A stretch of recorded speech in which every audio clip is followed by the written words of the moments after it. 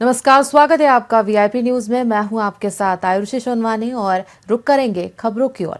छत्तीसगढ़ में धान खरीदी को लेकर विपक्ष लगातार प्रदेश सरकार पर हमलावर है, जिसे लेकर अब कांग्रेस प्रदेश व्यापी प्रदर्शन करने जा रही है। प्रदर्शन को लेकर कांग्रेस संचार प्रमुख सुशील आनंद शुक्ला ने कहा कि 3 दिसंबर को कांग्रेस कार्यकर्ता प्रदेश के सभी धान खरीदी केंद्रों में गए थे और वहां हो रही परेशानियों को सभी ने देखा है। जहां उन्होंने देखा कि टोकन नहीं कट रहा है, जो कि काफी दुर्भाग्यपूर्ण है। किसान परेशान हैं और बारदाने की कमी है। उन्होंने कहा कि हमने सब समस्याओं से सरकार को अवगत कराया, लेकिन उनके कानों में जू तक नहीं रेंग रही है और इन अव्यवस्थाओं को लेकर हम सभी ब्लॉक में प्रदेशव्यापी प्रदर्शन करेंगे। इस दौरान जेपी नड्डा और अमित शाह के छत्तीसगढ़ दौरे को लेकर सुशील आनंद शुक्ला ने कहा कि छत्तीसगढ़ में भाजपा की सरकार रिमोट कंट्रोल से चल रही है। कभी जेपी नड्डा, कभी अमित शाह आकर दिशा निर्देश देते हैं, उसके बाद भी कोई अंतर नजर नहीं आता है।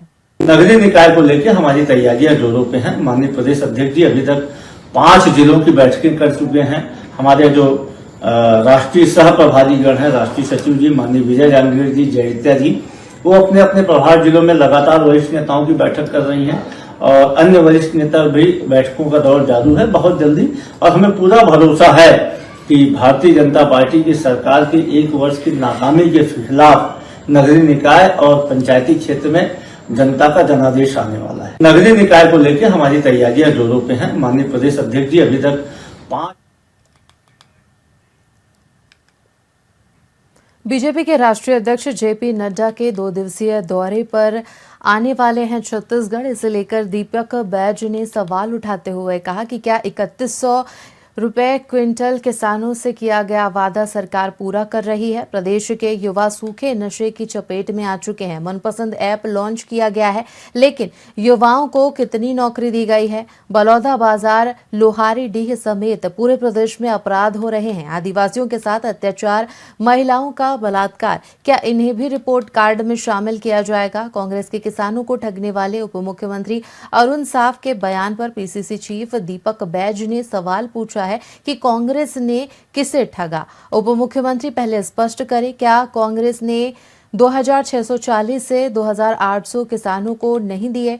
क्या किसानों का कांग्रेस कर्ज माफ नहीं कर पाई थी? सरकार किसान हितैषी बनने का ढोंग बंद करे। अच्छा, अरुण साव जी बता दे कि किस प्रकार से कांग्रेस ने ठगा है, जरा स्पष्ट कर दे।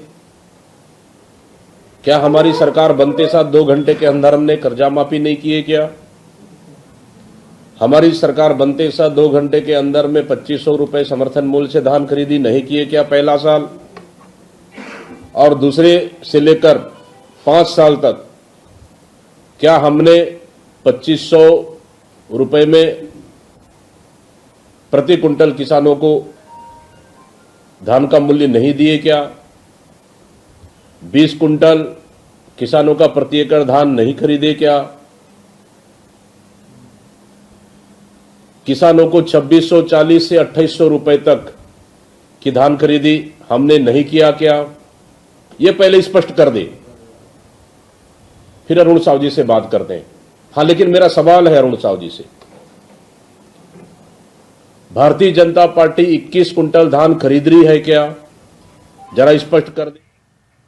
प्रदेश के उप मुख्यमंत्री अरुण शाह ने अपने निवास में पत्रकारों से चर्चा की। चर्चा के दौरान उन्होंने कहा कि भारतीय जनता पार्टी की सरकार प्रदेश में बने 1 साल पूर्ण हो चुके हैं और गांव, नगर, शहर, बस्तियां सभी में लगातार हम कार्य कर रहे हैं। हमारा 1 साल बेमिसाल रहा है। मोदी की गारंटी को हमने हर कैबिनेट की बैठक में पूर्ण किया है। महतारी बंधन योजना, प्रधानमंत्री आवास योजना, अन्य प्रकार की गारंटी को हम लगातार पूरा कर रहे हैं। हमें उम्मीद है कि आने वाले सालों में छत्तीसगढ़ प्रगति की राह में तेजी से आगे बढ़ेगा। जी के नेतृत्व में बनी भारतीय जनता पार्टी के सरकार के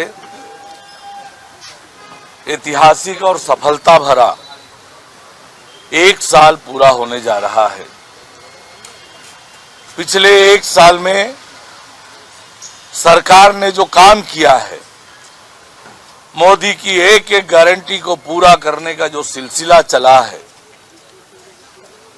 आज प्रदेश तेज गति से विकास की ओर आगे बढ़ रहा है। शहरों का, गांवों का तेज गति से विकास हो रहा है। मोदी की बड़ी बड़ी गारंटियां हमने इस बीच पूरी की है।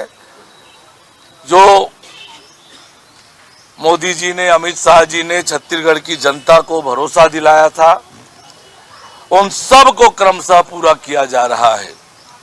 चाहे किसानों से किए हुए वायदे का बात करें, माता और बहनों से किए हुए वायदे की बात करें, युवाओं से किए हुए वायदों की बात करें, और हर वर्ग के इच्छा और आकांक्षाओं को पूरा करने का काम, मोदी की एक एक गारंटी को पूरा करने का काम हमारी सरकार कर रही है।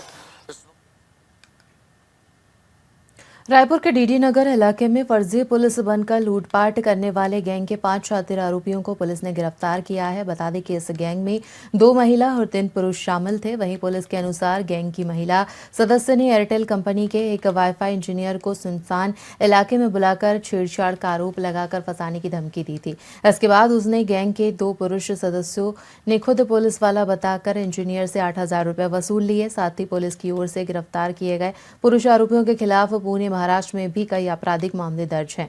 गिरफ्तार आरोपियों में प्रदीप सिंह बोपराय और यश प्रजापति, मदन सोना, खुशबू तिवारी और अन्नू अग्रवाल शामिल हैं।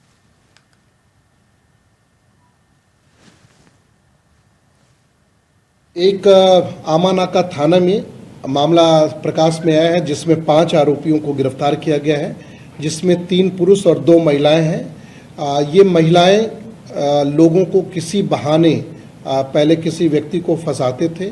जैसे इस प्रकरण में जिसमें एफआईआर दर्ज हुआ है, वाईफाई लगाने के नाम पे एक एयरटेल का वाईफाई काम करने वाले व्यक्ति को उन्होंने बुलाया, फिर वहाँ उसको धमकी दी कि अगर वो उससे पैसा नहीं देगा तो 376 या छेड़छाड़ का मामला दर्ज करेंगे। एक आमानाका थाना में मामला प्रकाश में आया है, जिसमें 5 आरोपियों को गौरेला पेंड्रा मरवाही जिले के प्रभारी मंत्री और छत्तीसगढ़ के स्वास्थ्य मंत्री श्याम बिहारी जायसवाल 1 दिवसीय दौरे पर जिले में पहुंचे। वहीं निर्धारित कार्यक्रम के तहत उन्होंने मरवाही विकासखंड के ग्राम पंचायत तेंदुमुड़ा में विभिन्न विकास कार्यों का लोकार्पण और भूमि पूजन किया। इसके बाद उन्होंने कलेक्ट्रेट के अरपा सभा कक्ष में जिला खनिज न्यास संस्थान के शासी परिषद की बैठक में भाग लिया।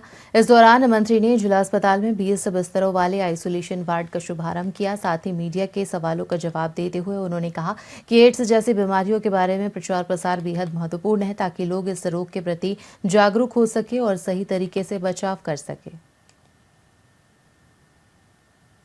जो HIV है, इससे जनित जो एड्स रोग है, इसका सबसे बड़ा उपाय जानकारी और जानकारी प्रचार के माध्यम से प्राप्त होता है। इसके लिए सभी जिलों को निर्देश दिए गए हैं कि वो प्रचार रथ निकालें और जन जागरूकता फैलाएं।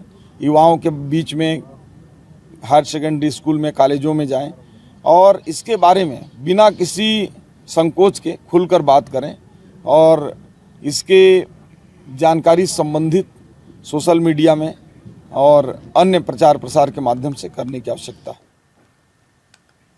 रायपुर के विधानसभा थाने में 3 साल की बच्ची के साथ हुए दुष्कर्म मामले पर पुलिस ने जानकारी देते हुए बताया कि 3 साल की बच्ची के साथ हुए दुष्कर्म के मामले में परिजनों ने एफआईआर करने से इनकार कर दिया है, क्योंकि सगी मौसी के लड़के ने 3 साल की बच्ची के साथ दुष्कर्म किया। अब लड़की की मां ने एफआईआर करने से मना कर दिया है। पुलिस ने बताया कि एमएलसी के दौरान डॉक्टर की लापरवाही के कारण आरोपी पर मामला दर्ज नहीं हो पाया था, जिसके चलते अब पुलिस डॉक्टर के ऊपर भी कड़ी कार्रवाई करेगी।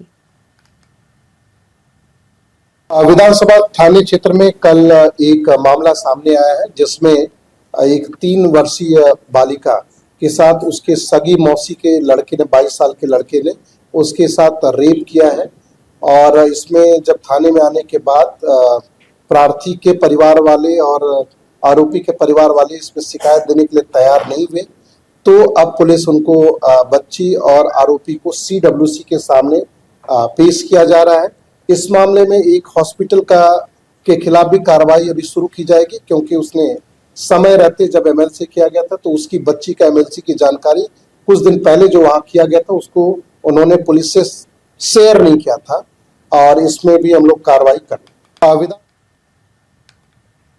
बस्तर संभाग मुख्यालय जगदलपुर में विगत देर शाम दीपोत्सव कार्यक्रम के अवसर पर उप मुख्यमंत्री और बस्तर जिला प्रभारी मंत्री विजय शर्मा ने दीप प्रज्वलित किया, जहां उन्होंने कहा कि बस्तर के युवा बस्तर की अन्य जगहों की नकारात्मक छवि को तोड़ने की कोशिश कर रहे हैं। दलपत सागर में दीप प्रज्वलित करते हुए यह संकल्प लिया गया कि समूचे बस्तर में शांति स्थापित हो, बस्तर के गांव-गांव तक मूलभूत सुविधाएं उपलब्ध हो, बस्तर की जनता प्रदेश देश के विकास में सक्रिय सहभागी बने। इस अवसर पर बस्तर सांसद महेश कश्यप, महापौर सफीरा साहू, पूर्व विधायक बेदू राम कश्यप और कमिश्नर डोमन सिंह सहित अन्य जनप्रतिनिधि मौजूद रहे। इस दौरान विभिन्न समाजों, व्यापारिक संगठन, युवोदय के स्वसेवक के साथ ही हजारों की संख्या में गणमान्य नागरिकों ने ऐतिहासिक दलपत सागर के किनारे लगभग 2,51,000 के करीब दीप जलाए। आने वाले समय में समूचे बस्तर में शांति स्थापित हो, किसी तरह का कोई आतंक न रहे, बस्तर के गांव-गांव तक विकास की गंगा पहुंचे, बस्तर के गांव के विकास के मार्ग पर बिछी हुई आईईडी समाप्त हो जाए। मां दंतेश्वरी की कृपा सब पर बनी रहे, बस्तर समृद्ध, शांत और उन्नत हो, इसी प्रार्थना के साथ मैंने आज दिया जलाया है। ये 3 लाख दिए जलाए गए हैं, क्या आप संदेश देना चाहते हैं? मैं कहता हूं कि हर दिए के पीछे 10-10 और आप मान लें। इतने लोगों ने आज प्रार्थना की है बस्तर की शांति की। और खबरों में फिलहाल इतना ही। तमाम बड़ी खबरों के लिए देखते रहिए VIP न्यूज़। मुझे दीजिए इजाजत। नमस्कार।